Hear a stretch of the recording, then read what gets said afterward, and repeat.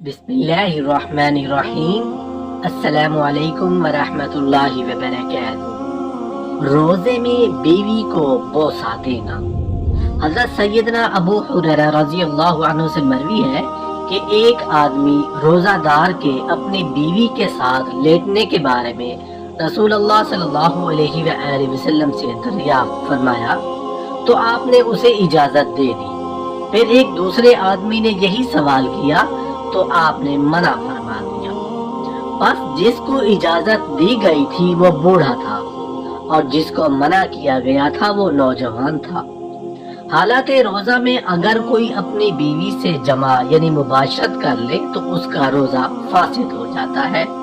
اس پر قضا اور کفارہ دونوں واجب ہے۔ کفارہ یہ ہے کہ ایک غلام آزاد کرے یا 2 مہینوں کے مسلسل روزے رکھے یا 60 مسکینوں کو کھانا کھلائے۔ سیدنا عائشہ رضی اللہ عنہ سے پوچھا گیا کہ روزہ کی حالت میں خاوند اپنی بیوی سے کیا کر سکتا ہے؟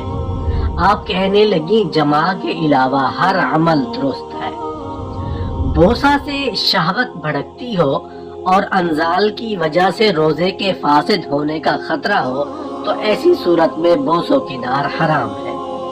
بوسہ دینے سے مزی کا خروج ہو تو اس سے روزہ نہیں ٹوٹتا اور نہ ہی اس پر غسل واجب ہوتا ہے۔ یہ پیشاب کے مشابہ ہے۔ اس بات میں کوئی شک نہیں کہ جب انسان یہ عمل کرتا ہے تو غالباً مزی کا خروج ہو ہی جاتا ہے۔ اگر بوسہ دینے سے منی کا اخراج ہو جائے تو یہ روزہ کو فاسد کر دینے والی ہے۔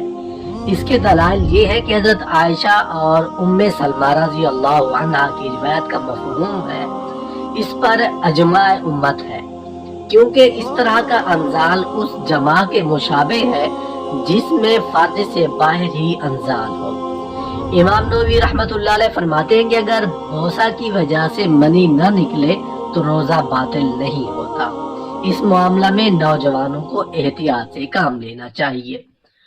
بوسہ مطلق طور شہوت کے بغیر ہو، جیسے اپنی اولاد کو بوسہ دینا یا سفر سے واپس آنے والے کو بوسہ دینا، اس کا کوئی حرج نہیں، اس پر کوئی قدغن نہیں، کیونکہ یہ اصلاحاً جائز ہے۔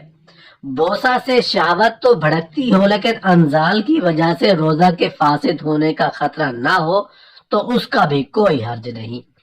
حضرت عائشہ رضی اللہ عنہ فرماتی ہیں کہ نبی کریم صلی اللہ علیہ وآلہ وسلم بحالت روزہ بوسہ دیتے تھے۔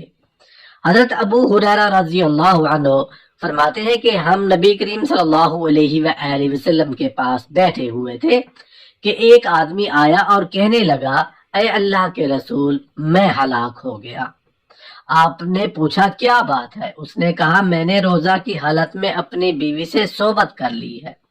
آپ نے فرمایا کیا تو ایک غلام آزاد کر سکتا ہے؟ اس نے کہا نہیں۔ آپ نے فرمایا کیا تو 2 مہینوں کے روزے مسلسل رکھ سکتا ہے؟ اس نے کہا نہیں۔ آپ نے فرمایا کیا تو 60 مسکینوں کو کھانا کھلا سکتا ہے؟ اس نے کہا نہیں۔ آپ تھوڑی دیر رکے، ہم ابھی اسی حالت میں بیٹھے تھے کہ ایک آدمی خدمت میں حاضر اور کھجوروں کا ایک بڑا ٹوکرا لایا گیا۔ آپ نے فرمایا مسئلہ پوچھنے والا کہاں ہے؟ اس نے کہا میں۔ آپ نے فرمایا کھجوریں لے جا اور صدقہ کر دے۔ اس نے کہا کیا صدقہ اپنے سے زیادہ محتاج لوگوں کو دوں؟ اللہ کی قسم مدینہ کی ساری آبادی میں کوئی گھر میرے گھر والوں سے زیادہ محتاج نہیں۔ رسول اللہ صلی اللہ علیہ وآلہ وسلم ہنس پڑے، یہاں تک کہ آپ کی داڑھیں نظر آنے لگیں۔ آپ نے فرمایا جاؤ اپنے گھر والوں کو ہی کھلا دو۔ حضرت عمر بن ابی سلمہ نے رسول اللہ صلی اللہ علیہ وآلہ وسلم سے سوال کیا کیا روزہ دار بھی بوسہ دے سکتا ہے؟ تو آپ صلی اللہ علیہ وآلہ وسلم نے فرمایا یہ آپ ام سلمہ سے پوچھیں۔ انہوں نے پوچھنے پر بتایا کہ رسول اللہ صلی اللہ علیہ وآلہ وسلم تو ایسا کر لیتے ہیں۔